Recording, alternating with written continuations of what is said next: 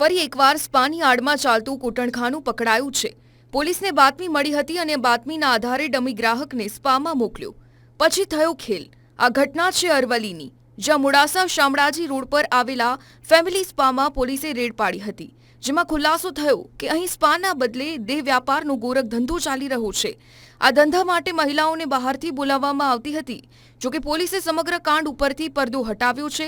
સાથે જ સ્પા સંચાલક મહિલા સહિત કુલ 4 યુવતીની અટકાયત કરવામાં આવી છે।